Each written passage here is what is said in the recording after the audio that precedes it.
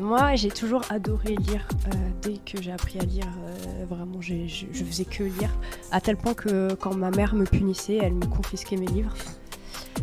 Parce que moi, je faisais pas mes devoirs, je lisais. Et notamment, ma tante, souvent, chaque année, en fait, pour notre anniversaire avec mon frère, elle nous offrait des abonnements à des revues. Et j'adorais, à chaque fois que chaque mois je recevais par la poste, c'était vraiment, je pouvais même pas attendre, j'étais encore dans la voiture que je commençais à lire.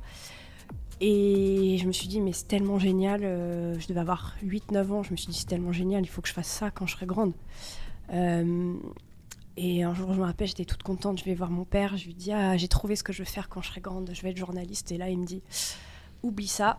Parce que il faut connaître du monde, il faut être connecté, il faut avoir du réseau. Et nous, on n'a pas de réseau dans ce domaine-là.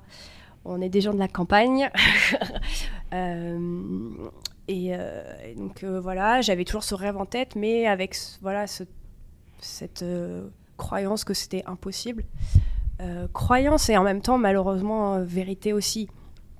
Parce que quand je dis ça, à chaque fois, on me dit « Ah, mais ton père, il est horrible de t'avoir dit ça. » Mais malheureusement, s'il me l'a dit, c'est parce qu'il y avait un fond de vérité.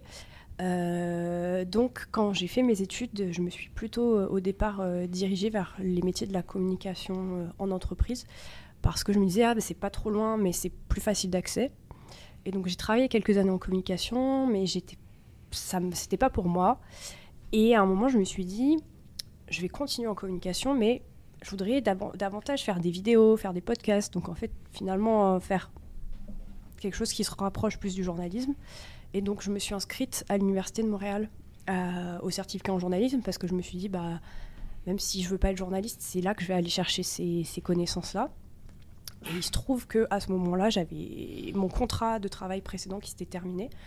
Et donc, je cherchais aussi du travail et j'ai été embauchée au journal des étudiants de l'Université de Montréal.